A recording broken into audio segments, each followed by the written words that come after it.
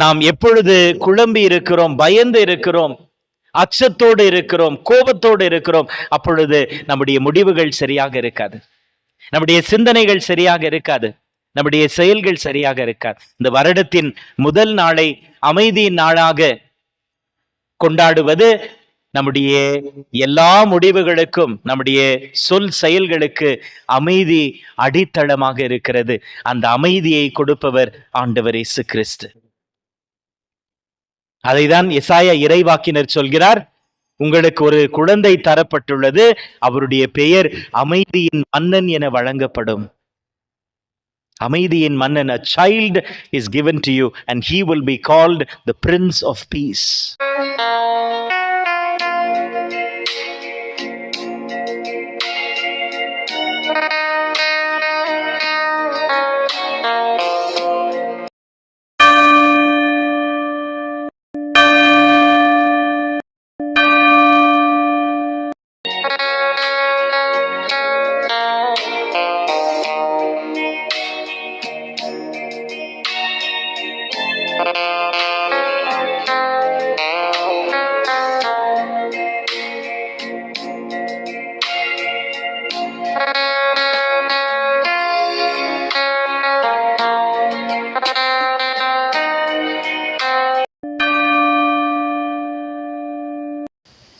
தந்தை மகன் தூயாவியாரின் பெயராலே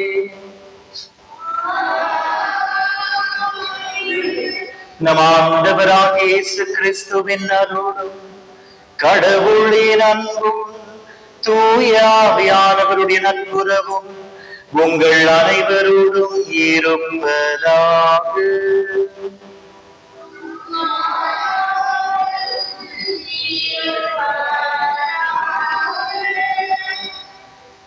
இயேசு கிறிஸ்துவில் என் அன்புக்குரிய சகோதர சகோதரிகளே, அன்பு பிள்ளைகளே, இன்று தாயாம் திரு அவை மரியாள் இறைவனுடைய தாய் எனும் மாபெரும் விழாவையும் நாம் புதிய ஆண்டையும் தொடங்குகின்றோம். இந்த புதிய ஆண்டில் தாய் திரு அவை நம்முடைய கரங்களை பிடித்து அன்னையினுடைய கரங்களில் ஒப்புக் கொடுத்து அன்னை நம்மை வழி நடத்தவும், அன்னையினுடைய பிரசன்னமும் துணையும் இந்த வருடம் முழுவதும் நம்மோடு இருக்கவும் நம்மை அழைக்கின்றது. இந்த வருடத்தை தொடங்கி இருக்கும் நாம், நம்முடைய குறிக்கோள் ஆண்டவர் இயேசு கிறிஸ்து. அவர்தான் நம்முடைய தொடக்கமும் முடிவும், நம்முடைய ஆல்பாவும் ஒமேகாவும். இந்த பயணத்தில் அன்னை நமக்கு வழிகாட்டி, அன்னை நமக்கு துணையாக இருக்கின்றார், தாயாக இருக்கின்றார். அவருடைய கரங்களை பிடித்து நாம் இந்த வருடமும் நம்முடைய விசுவாச பயணத்தை தொடர்ந்து மேற்கொள்வோம். இந்த திருவரையை நாம் தகுந்த விதத்தில் ஒப்புக் கொடுக்க தடையாகக்கூடிய பாவங்களுக்காக மனம் வருந்துவோம், இறைவனிடம் மன்னிப்பை கேட்போம்.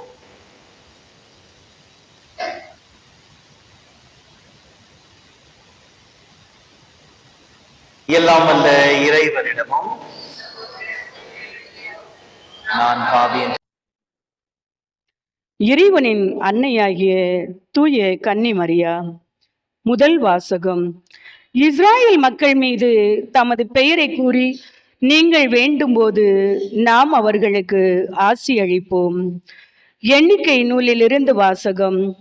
அதிகாரம் 6, 22 முதல் 27 வரையிலான இறை சொற்றொடர்கள்.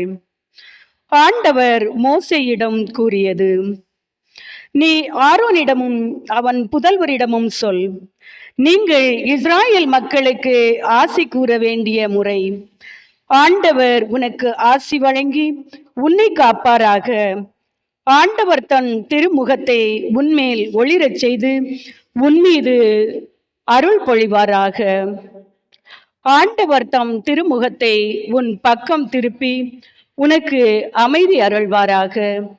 இவ்வாறே அவர்கள் என் பெயரை இஸ்ராயேல் மக்களிடையே நிலைநாட்டுவர்.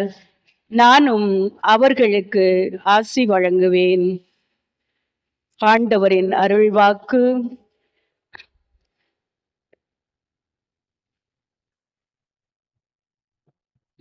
பதிலுரை பாடல் பல்லவி. கடவுளே, எம்மீது இறங்கி எமக்கு ஆசி வழங்குவீராக.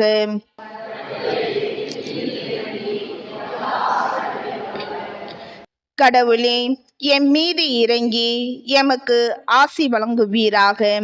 உம் திருமுக ஒளியை எம்மீது வீசுவாராக. அப்பொழுது உலகம் உமது வழியை அறிந்து கொள்ளும்.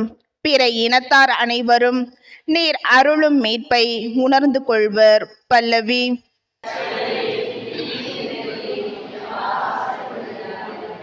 வேற்று நாட்டினர் அக்களித்து மகிழ்ச்சியுடன் பாடுவாராக. ஏனெனில் நீர் மக்கள் இனங்களை நேர்மையுடன் ஆளுகின்றீர், உலகின் நாடுகளை வழிநடத்துகின்றீர். பல்லவி.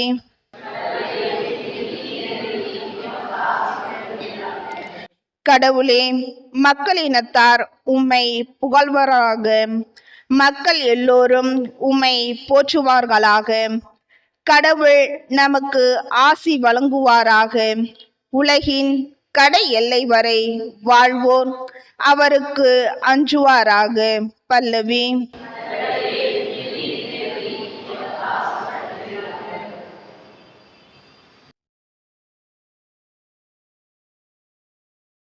திருத்தூதர் பவுல் கலாத்தியருக்கு எழுதிய திருமுகத்திலிருந்து வாசகம்.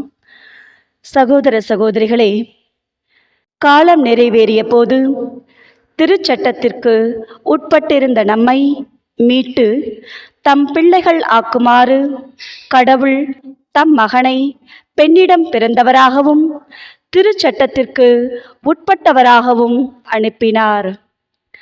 நீங்கள் பிள்ளைகளாயிருப்பதால் கடவுள் தம் மகனின் ஆவியை உங்கள் உள்ளங்களுக்குள் அனுப்பியுள்ளார். அந்த ஆவி அப்பா, தந்தையே என கூப்பிடுகிறது. ஆகையால் இனி நீங்கள் அடிமைகள் அல்ல, பிள்ளைகள்தாம்.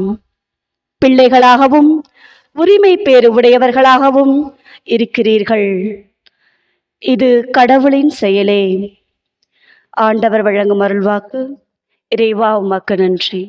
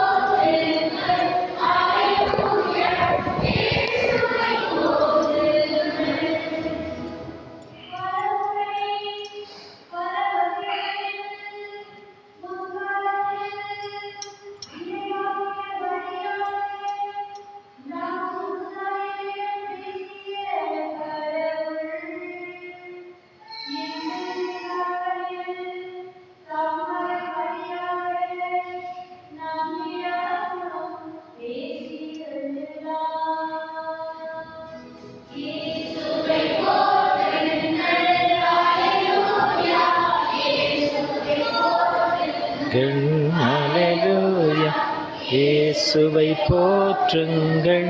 அல்லேலூயா, இயேசுவை போற்றுங்கள்.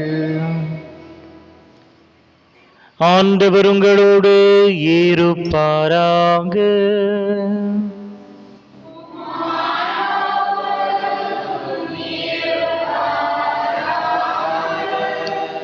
தூய லூக்கா எழுதிய பரிசுத்த நற்செய்தியிலிருந்து வாசகம்.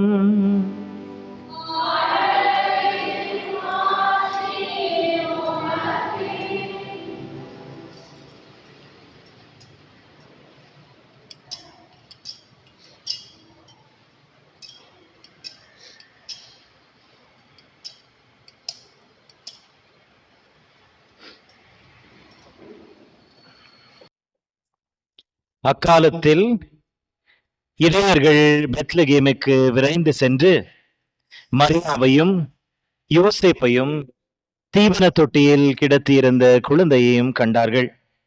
பின்பு அந்த குழந்தையை பற்றி தங்களுக்கு சொல்லப்பட்ட செய்தியை தெரிவித்தார்கள். அதை கேட்ட யாவரும் இடையர்கள் தங்களுக்கு சொன்னவற்றை குறித்து வியப்படைந்தனர். ஆனால் மரியா இந்நிகழ்ச்சிகளை எல்லாம் தம் உள்ளத்தில் இருத்தி சிந்தித்துக் கொண்டிருந்தார்.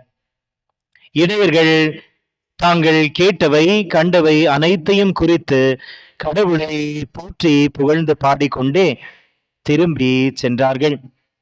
அவர்களுக்கு சொல்லப்பட்டவாறு எல்லாம் நிகழ்ந்திருந்தது. குழந்தைக்கு விருத்த சேதனம் செய்ய வேண்டிய 8ஆம் நாள் வந்தது. தாயின் வயிற்றில் உருவாகும் முன்பே வானதூதர் சொல்லியவாறு அதற்கு இயேசு என்று பெயரிட்டார்கள்.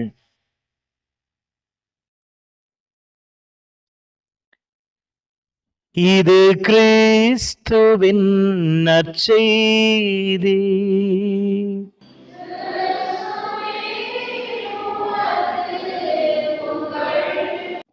இயேசு கிறிஸ்துவில் என் அன்புக்குரிய சகோதர சகோதரிகளே, அன்பு பிள்ளைகளே, புதிய வருடத்தை தொடங்கி இருக்கிறோம். இந்த வருடத்தின் தொடக்கத்தில் இந்த பெருவிழாவை திரு அவை கொண்டாடுகிறது. மரியாள் இறைவனின் தாய். வெளித்தோட்டத்தில் நாம் இந்த பெருவிழாவை பார்க்கும் பொழுது மரியாவின் புகழ்ச்சியாகத்தான் இருக்கிறது. ஆண்டவர் மரியாவை மகிமைப்படுத்தி இருக்கிறார் தன்னுடைய தாயாகும் அளவிற்கு என்று. ஆனால் இந்த விழாவை நாம் ஆழமாக சிந்திக்கும் பொழுது இந்த விழா நமக்கு தரும் செய்தி இறைவனுடைய நெருக்கத்தின் செய்தி, தி இன்டிமெசி ஆஃப் காட். இறைவன் மானுடத்தோடு எத்துணை நெருங்கிவிட்டார் என்று சொன்னால் மனிதனை தன்னுடைய தாயாக உயர்த்தும் அளவிற்கு. இது இறைவன் நம்மோடு கலந்த ஒரு திருவிழாவாக இருக்கிறது. இது மரியன்னைக்கு மற்றும் கௌரவம் தரும் ஒரு திருவிழா அல்ல, இறைவனோடு நமக்கு இருக்கும் உறவை உணர்த்தும் பெருவிழாவாக இருக்கிறது. மரியன்னையை விட இறைவன் இந்த உலகத்தில் யாரோடும் அத்துணை அளவிற்கு நெருங்கி இருந்ததே இல்லை. மோசே ஆண்டவரை தூரத்திலிருந்து சிறிதளவுதான் பார்க்கிறார், பயந்து கொண்டே. ஆபிரகாம் இறைவனை பார்த்தார் என்று நாம் வாசிப்பதே இல்லை. அவருடைய வழி நடத்துதல், அவருடைய வார்த்தை, அவருடைய தூண்டுதல், இறைவனுடைய தூண்டுதல், தி இன்ஸ்பிரேஷன் ஆஃப் காட். எல்லா இறைவாக்கினர்களும் இறைவனை பார்த்ததாக நாம் வாசிப்பதில்லை. ஆனால் இறைவன் அன்னை மரியாளை தேர்ந்தெடுத்துக் கொண்டு இந்த மானுடத்தின் மீது நாம் ஒவ்வொரு மீதும் எத்துணை அன்பு செலுத்துகிறார், நம்மோடு எப்படி இருக்க வேண்டும் என்று விரும்புகிறார் என்பதை மரியாவில் நிறைவு செய்து காட்டுகிறார். இப்படிப்பட்ட ஒரு உறவை தான் நான் உங்களில் எதிர்பார்க்கிறேன். மரியாவினுடைய உதரத்தை ஆண்டவர் தேர்ந்து கொள்கிறார். மரியாவோடு பிறந்து 30 ஆண்டுகள் வளர்ந்து வாழ்நாளெல்லாம் தன்னுடைய எல்லா நிலைகளிலும் மரியா இறைவனோடு இணைந்திருக்கிறார். அப்பேற்பட்ட ஒரு நெருக்கமான உறவு. ஆகையால் தான் ஆண்டவர் சொல்கிறார், எந்த உறவை நாம் பகிர்ந்து கொள்ள வேண்டும், எந்த உறவை மரியாளில் ஆண்டவர் நிறைவு செய்தாரோ அந்த உறவு நம்மில் இருக்க ஆண்டவர் விரும்புகிறார். யார் என் தாய், யார் என் சகோதரர்கள்? தந்தையின் விருப்பத்தை செய்பவர்களே என் தாயும் சகோதரர்களும் சகோதரிகளும் ஆவார்கள். அன்னை மரியாவில் இருக்கும் இந்த உறவு, இந்த ஆழமான உறவு நம்மிலும் ஆண்டவர் எதிர்பார்க்கிறார், நம்மோடும் எதிர்பார்க்கிறார். இது மரியாவின் உறவை மட்டுமல்ல, ஆண்டவரோடு மரியாவுக்கு இருக்கும் உறவை மட்டுமல்ல, நமக்கு இருக்கும் உறவு நமக்கு நினைவுபடுத்துகிறது. நமக்கு இருக்கும் அந்த சம்பந்தத்தை உறுதிப்படுத்துகிறது. இந்த இறைவன் நம்மோடு இணைய, மனிதனோடு இணைய எப்பொழுதும் ஆவலாக இருக்கிறார் என்பதை நமக்கு உணர்த்தும் விழாவாக இருக்கிறது. இது அன்னையை மட்டும் கௌரவிக்கும் விழா அல்ல, நம் ஒவ்வொருவருடைய உறவையும் நமக்கு மீண்டுமாக நினைவூட்டுகின்ற விழா. இந்த வருடத்தின் தொடக்கத்தில் எதற்காக இந்த விழா என்று சொன்னால், இந்த வருடம் நாம் ஆண்டவரோடு உறவு கொள்ளும் ஒரு வருடமாக இருக்கட்டும். ஆண்டவர் நம்மை தேடி வருகிறார், நம்மோடு ஒரு ஆழமான உறவு கொள்ள அவர் தாகமாக இருக்கிறார். அதை புரிந்து கொண்டு அவரை நாம் நம்முடைய வாழ்க்கையில் வரவேற்கும் வருடமாக இருக்கட்டும். அதற்காகத்தான் வருடத்தின் தொடக்கத்தில் இந்த பெருவிழா. அன்னை எப்படி ஆண்டவரை முழு உள்ளத்தோடு ஏற்றுக்கொண்டாரோ, இன்றைய வாசகத்திலும் வாசிக்க கேட்டோம். இந்த நிகழ்ச்சியெல்லாம் அன்னை தன்னுடைய மனதில் இருத்தி தியானித்து வந்தாள். முழுமையாக தன்னை இறைவனுக்கு ஒப்பு கொடுத்த அந்த அன்னை நம்மை பார்த்து இந்த வருடம் சொல்வது, இந்த வருடம் நீங்கள் இயேசுவில் வளரும் வருடமாக இருக்கட்டும். இந்த வருடம் உங்களுக்கும் ஆண்டவர் இயேசு கிறிஸ்துவுக்கும் ஒரு பிரியா உறவை நீங்கள் உணரும் வருடமாக இருக்கட்டும். இந்த வருடம் இறைவன் என்னை உயர்த்தியது போல, அவருடைய அன்னையாக உயர்த்தியது போல, உங்கள் ஒவ்வொருவரையும் உயர்த்தும் இறைவனாக இருக்கிறார் என்பதை உணர நம்மை அழைக்கின்றார். இந்த வருடம் இறைவனில் நாம் உறவு கொள்ளும் வருடமாக இருக்கிறது. It is an year to grow in Jesus. இறைவன் நம்மை உயர்த்தும் வருடமாக இருக்கிறது. அன்னை மரியாவை உயர்த்தியது போல இந்நாள் முழுவதும் எல்லா தலைமுறையும் என்னை பேருடையாள் என்று போற்றுவார்களே. நம்முடைய குடும்பம், நம்முடைய பங்கு, நம்மை பேருடையவர்கள் என்று போற்ற வேண்டும். நாம் ஆசீர்வாதத்துக்குரியவர்கள் என்று போற்ற வேண்டும். நம்முடைய பிரசன்னம் மகிழ்ச்சி தர வேண்டும். மரியா நமக்கு தரும் செய்தி, நம்முடைய அன்னை நமக்கு தரும் செய்தி அதுதான். இந்த வருடம் நாம் இறைவனோடு உறவு கொள்ளும் வருடமாக இருக்கட்டும். இறைவன் நம்மை உயர்த்தும் வருடமாக இருக்கட்டும். இரண்டாவதாக, இந்த வருடத்தின் முதல் நாளை பாப்பரசர் 6ஆம் சின்னப்பர் பால் தி 6 1967ஆம் ஆண்டில் இந்த வருடத்தின் முதல் நாளை உலக அமைதியின் நாளாக அறிவித்தார். The World Day of Peace. World Day of Peace. எதற்காக வருடத்தை தொடங்கும் பொழுது அதை அமைதியின் நாளாக கொண்டாட வேண்டும். நம்முடைய எல்லா சிந்தனைகளுக்கும், நம்முடைய முடிவுகளுக்கும் அமைதிதான் அடித்தளம். நாம் கலங்கிய உள்ளத்தோடு, குழம்பிய உள்ளத்தோடு ஒருபோதும் நல்ல முடிவுகள் எடுக்கவே முடியாது. அமைதி இருந்தால்தான் முடிவுகள் சிறப்பாக இருக்கும். அமைதி இருந்தால்தான் நம்முடைய எண்ணங்கள் பெரிதாக இருக்கும். நாம் குழப்பம் உள்ளவர்களாக, கலங்கியவர்களாக எடுக்கும் எந்த முடிவும் சரியாக இருக்காது. அது நம்முடைய வீட்டில் இருக்கலாம், திரு அவையில் இருக்கலாம், நாட்டில் இருக்கலாம். கோபத்தில் எடுக்கும் முடிவுகள் சரியாக இருக்காது. இப்பொழுது நடந்து கொண்டிருக்கும் அநேக போர்கள் அமைதியில் எடுக்கப்பட்ட முடிவுகளா? நாட்டு தலைவர்களின் கோபத்தில் எடுக்கப்பட்ட முடிவுகள். எங்களுடைய நாட்டை இப்படி சொல்லிவிட்டார்கள், எங்களுடைய நாட்டை தீண்டி விட்டார்கள், கிறிஸ்தவர்களை அடிக்கிறார்களே, இது அமைதியில் எடுக்கும் முடிவா? நாம் எப்பொழுது குழம்பி இருக்கிறோம், பயந்து இருக்கிறோம், அச்சத்தோடு இருக்கிறோம், கோபத்தோடு இருக்கிறோம், அப்பொழுது நம்முடைய முடிவுகள் சரியாக இருக்காது, நம்முடைய சிந்தனைகள் சரியாக இருக்காது, நம்முடைய செயல்கள் சரியாக இருக்காது. இந்த வருடத்தின் முதல் நாளை அமைதியின் நாளாக கொண்டாடுவது நம்முடைய எல்லா முடிவுகளுக்கும், நம்முடைய சொல் செயல்களுக்கு அமைதி அடித்தளமாக இருக்கிறது.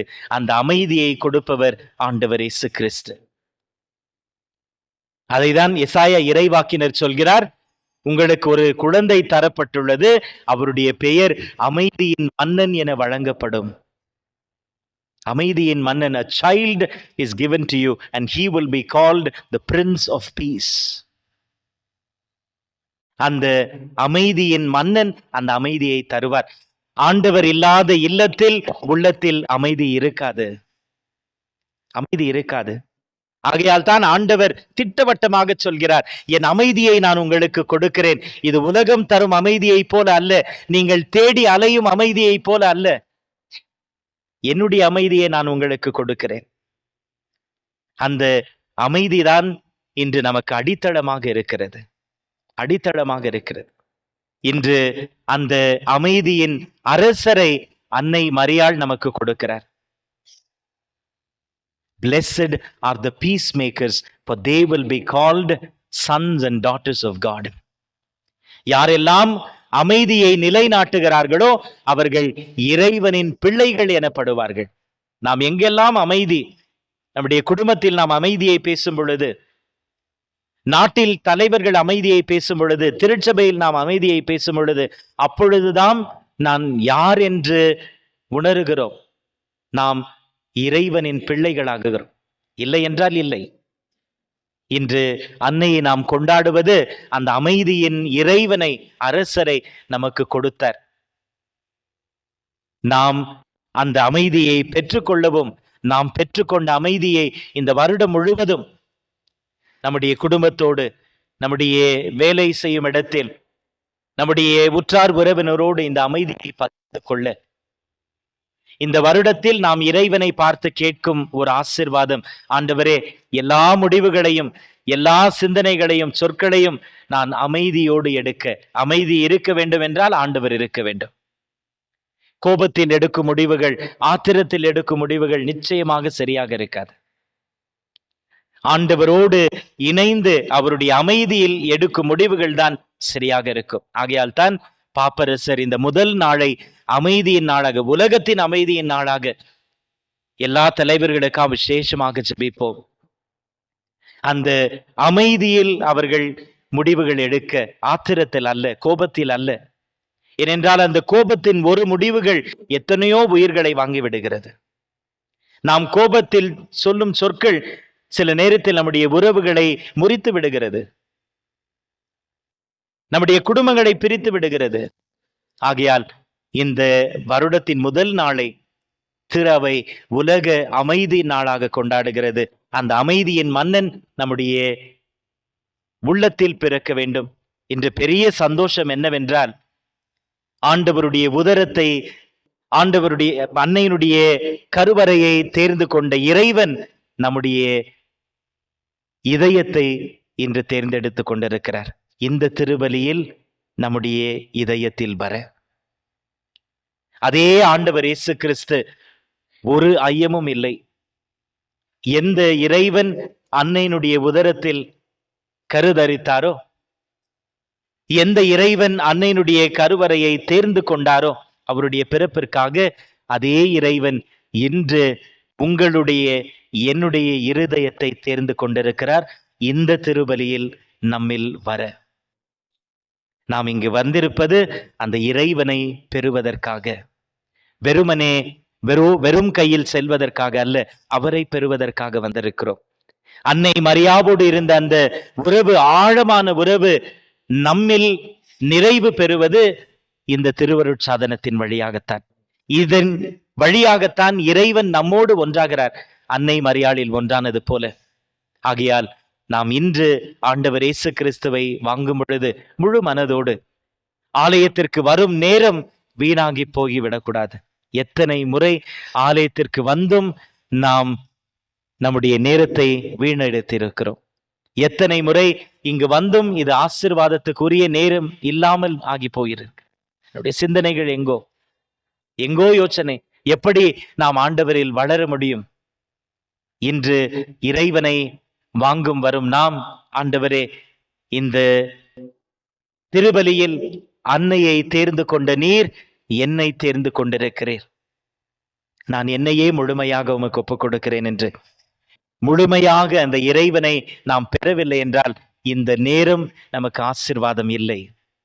இங்கு நாம் வந்திருப்பது அவரை பார்க்க, நாம் இங்கு வந்திருப்பது அவரோடு பேச, இங்கு வந்திருப்பது அவருடைய உறவில் வளர. வேறு எந்த சிந்தனையும் வேண்டாம். அவரோடு இணைவோம், அவரோடு வளர்வோம்.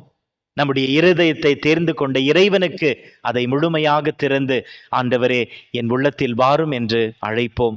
இறைவன் நம் ஒவ்வொருவரும் ஆசீர்வதித்து இந்த வருடம் முழுவதையும் நமக்கு ஆசீர்வாதத்தின் வருடமாக, நம்மை இறைவன் காக்கும் வருடமாக மாற நாம் ஜெபிப்போம்.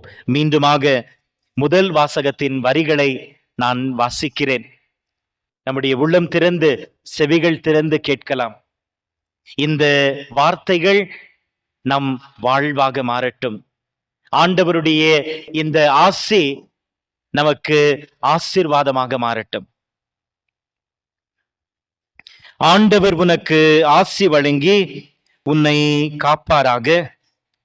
ஆண்டவர் தம் திருமுகத்தை உன்மேல் ஒளிரச் செய்து உன் மீது அருள் பொழிவாராக. ஆண்டவர் தம் திருமுகத்தை உன் பக்கம் திருப்பி உனக்கு அமைதி அருள்வாராக. அமைதியை பற்றி தான் ஆண்டவர் மீண்டுமாக பேசுகிறார். அந்த அமைதி நம் ஒவ்வொருவருடைய உள்ளங்களையும் இல்லங்களையும் ஆட்கொண்டு வழி நடத்துவதாக. ஆமென்.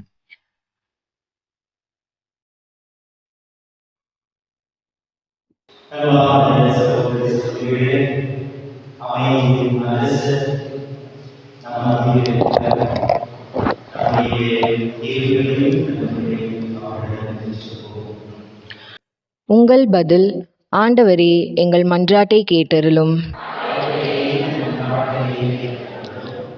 திரு அவையை வழிநடத்தும் திருத்தந்தை லியோ, எமது பேராயர், ஏனைய ஆயர்கள், குருக்கள், கன்னியர் மற்றும் இறை பணியாளர்கள் அனைவரும் திருவுளத்தை அறிந்து தம் மந்தையாகிய மக்களை இறை நம்பிக்கையில், இறை வார்த்தையின் ஒளியில் வழிநடத்த வேண்டிய ஞானத்தை பெற வேண்டும் என்று இறைவா உம்மை மன்றாடுகிறோம்.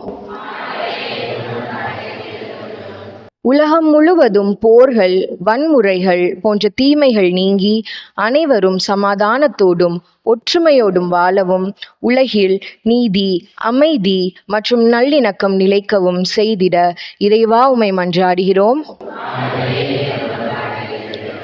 இப்புதிய ஆண்டில் உமது ஆசிரையும் இரக்கத்தையும் பெற்று நாங்கள் வாழவும், எமது விருப்பங்கள், எண்ணங்கள் மற்றும் முயற்சிகள் உமது திருவுளத்திற்கேற்ப எங்கள் வாழ்வில் நிறைவேற இறைவா உம்மை மன்றாடுகிறோம். கடவுளின் தாயும் எங்களின் தாயுமான புனித கன்னிமரியாவின் நற்பண்பாகிய கீழ்ப்படிதலையும் பிறருக்கு உதவும் பண்பையும் நாங்கள் எங்கள் வாழ்வில் கடைபிடிக்க அருள் தர வேண்டும் என்று இறைவா உம்மை மன்றாடுகிறோம்.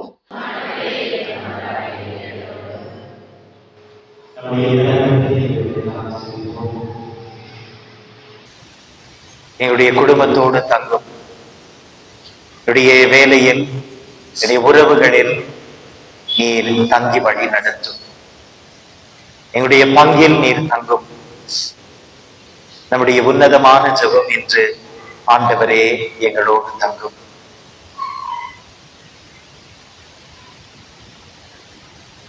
நோயுற்றோருக்காக ஜெபிப்போம். ஆண்டவரே, நோயுற்ற எங்கள் சகோதர சகோதரிகளோடு தங்கி அவர்களை பலப்படுத்தும்.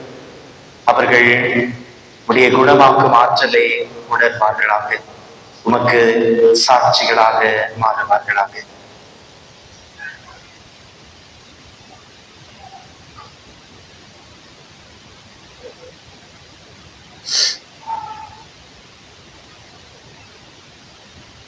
இந்த கிறிஸ்துமஸ் நேரத்தில் தாக்கப்பட்டு அவமானப்படுத்தப்பட்ட நம்முடைய கிறிஸ்துவ சகோதர சகோதரிகளுக்காக ஜெபிப்போம்.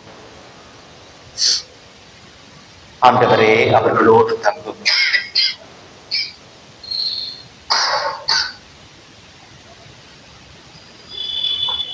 அநேக நம்மிடம் நம்முடைய ஜெபங்களுக்காக கேட்டுக் கொண்டிருக்கிறார்கள். அவர்களுக்காக ஜெபிப்போம்.